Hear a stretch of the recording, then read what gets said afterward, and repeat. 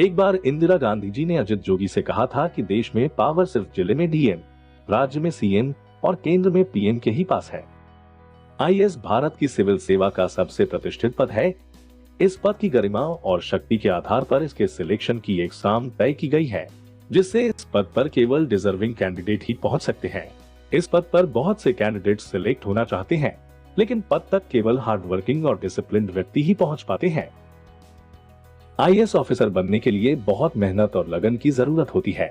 आप मात्र district collector या डिस्ट्रिक्ट मजिस्ट्रेट तक ही आईएएस को न देखें। भारत जैसे देश में सभी विभाग के एडमिनिस्ट्रेटिव हेड्स और सेक्रेटरीज ज्यादातर सीनियर आईएएस ही होते हैं। कैबिनेट सचिव, भारत सरकार का सचिव, किसी राज्य का सचिव या किसी भी केंद्रीय मंत्रालय का सचिव आईएएस ही होता है। भारतीय प्रशासनिक सेवा में सबसे बड़ी रैंक आईएएस को ही दी गई है, इसीलिए देश के किसी भी उच्च पद पर बैठने वाला अधिकारी निश्चित रूप से आईएएस होता है। इंडियन सिविल सर्विस में सेलेक्ट होना एक गौरव की बात है। यह आपको नौकरी ही नहीं, बल्कि आपको सही मायने में देश की सेवा करने का मौका देता है। यूनियन पब्लिक सर्विस कमीशन के जरिए 24 सर्विसों के लिए एग्जाम ली जाती है, जिसमें आईएफएस, आईपीएस, आईआरएस जैसे ग्रेड ए पद शामिल है। आईएएस एक परमानेंट एग्जीक्यूटिव का सदस्य है, जिसका कोई इलेक्शन नहीं होता, बल्कि एग्जाम के जरिए सिलेक्शन होता है।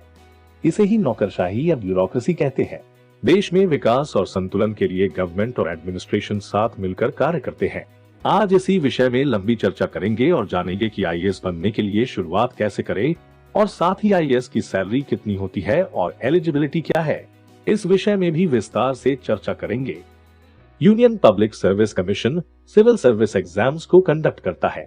इस एग्जाम के नेचर और प्रोसेस को ध्यान से देखा जाए तो ये एग्जाम क्रैक करना ज्यादा कठिन नहीं है, लेकिन इसके लिए आप अपने आप को कितना फोकस्ड रख पाते हैं, यह उस पर निर्भर करता है।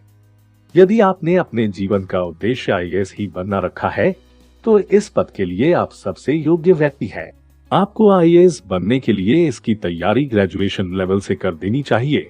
इससे आपको एग्जाम को पास करने का सफिशिएंट टाइम मिल जाएगा। उससे पहले आपको एग्जाम के स्ट्रक्चर को समझना होगा। Eligibility for IAS, age limit.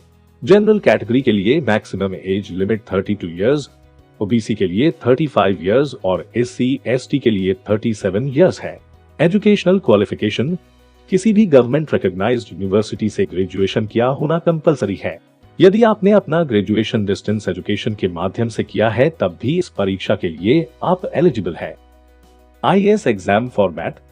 यह एग्जाम 3 स्टेजेस में ली जाती है।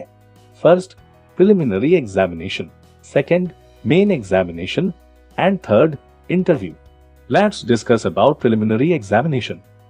प्रीलिम्स एग्जाम क्वालिफाइंग नेचर की एग्जाम होती है। इसके मार्क्स फाइनल मेरिट में ऐड नहीं होते हैं। फर्स्ट पेपर जनरल स्टडीज होता है, जो 200 मार्क्स का होता है। Second paper civil service aptitude test होता है और वो भी 200 मार्क्स का होता है।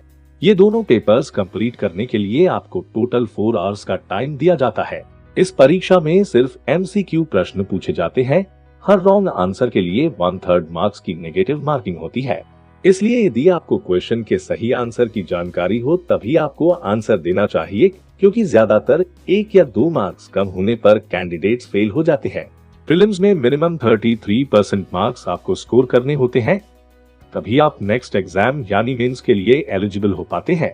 इस एग्जाम का डिटेल्ड सिलेबस आपको वीडियो डिस्क्रिप्शन में मिल जाएगा। IAS main examination. IAS prelims exams के बाद मेंस एग्जाम में भाग लेने के लिए लिस्ट जारी की जाती है। जो कैंडिडेट प्रीलिम्स एग्जाम को पास कर लेते हैं, वही इस परीक्षा में भाग ले सकते हैं। इस परीक्षा में कुल 9 प्रश्न पत्र, ये सभी डिस्क्रिप्टिव टाइप के होते हैं, जो इस प्रकार है।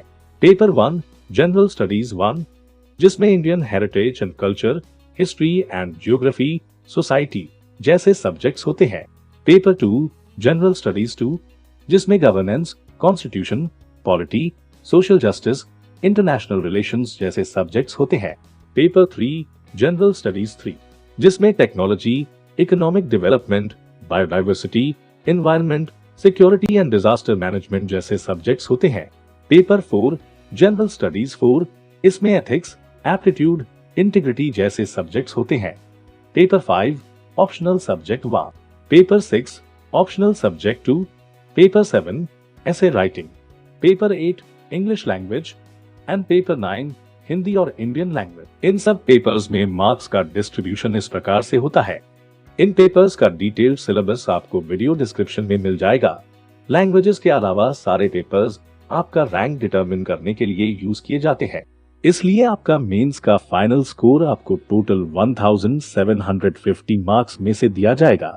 फाइनल सिलेक्शन में इवैल्यूएशन के दौरान आपके हर पेपर में मिनिमम 25% मार्क्स होने चाहिए। प्रत्येक पेपर में आपको दिए गए टॉपिक को सही ढंग से समझाते हुए लिखना होता है। इंटरव्यू आईएएस सिलेक्शन प्रोसेस का फाइनल स्टेज होता है। इंटरव्यू 275 मार्क्स का होता है, इसलिए कुल मिला के आपका ग्रैंड टोटल 2025 मार्क्स हो जाता है, जिसके बेस पर आपका मेरिट बनता है। कुछ क्वालिटीज जो बोर्ड के द्वारा एक कैंडिडेट में असेस की जाती है वो इस प्रकार है: mental acuity, critical thinking, analytical thinking, risk assessment skills, crisis management skills, ability to become a leader, intellectual and moral integrity. Training of IAS officer UPSC द्वारा ली गई परीक्षा के सब स्टेजेस में सफलता प्राप्त करने के बाद आयोग द्वारा मेरिट लिस्ट निकाली जाती है, जिसके आधार पर कैंडिडेट्स का सिलेक्शन किस पद पर होगा वो डिसाइड किया जाता है। मेरिट लिस्ट में शुरुआती रैंक वाले कैंडिडेट्स को आईएएस रैंक दिया जाता है, बाकी सभी को अन्य पदों का डिस्ट्रीब्यूशन उनकी लिस्ट में स्थान के आधार पर किया जाता है। कैंडिडेट्स के रैंक्स की डिटेल्ड इंफॉर्मेशन आपको वीडियो डिस्क्रिप्शन में मिल जाएगी। इसके बाद ट्रेनिंग के लिए सिलेक्टेड कैंडिडेट्स को Lal Bahadur Shastri National Academy of Administration यानी लबसना भेजा जाता है, जहां से उन्हें 2 साल की ट्रेनिंग कैंपस में ही दी जाती है और उसके बाद पब्लिक एडमिनिस्ट्रेशन में एमए की डिग्री दी जाती है। एक आईएएस ऑफिसर की सैलरी की बात की जाए तो उसको लगभग 56,000 से 2,50,000 रुपीज पर मंथ की सैलरी दी जाती है। आईएएस की पावर और अधिकार। आईएएस अधिकारी एक जिले का जोनल हेड होता है। विभाग में होने वाले प्रत्येक कार्य के लिए वह उत्तरदायी होता है। वह अपने सबऑर्डिनेट एम्प्लॉयज को दिशा निर्देश देता है। यदि कार्य में किसी भी प्रकार की लापरवाही पाई जाती है तो वह कर्मचारियों के विरुद्ध ठोस कार्यवाही करता है। वह कर्मचारियों को सस्पेंड कर सकता है और यदि कोई कर्मचारी कानून के विरुद्ध कार्य करता है तो उसके खिलाफ एफआईआर दर्ज करा सकता है और शासन से बर्खास्त करने की सिफारिश कर सकता है। आईएएस के सस्पेंशन की शक्ति केवल राष्ट्रपति के पास है, अन्य कोई भी ऑफिशियल द्वारा यह कार्य नहीं किया जा सकता। हम उम्मीद करते हैं कि ये वीडियो आपको पसंद आया होगा। अगर आपको आईएएस या किसी भी दूसरी एग्जाम के बारे में कोई भी डाउट हो तो आप हमें हमारे सोशल मीडिया हैंडल्स पर मैसेज कर सकते हैं या आप कमेंट सेक्शन में भी लिख सकते हैं। स्टैटिस्टिक्स के हिसाब से आप में से 70% व्यूअर्स ने चैनल को सब्सक्राइब नहीं किया है, so please subscribe for content like this. We will see you in next video with another topic.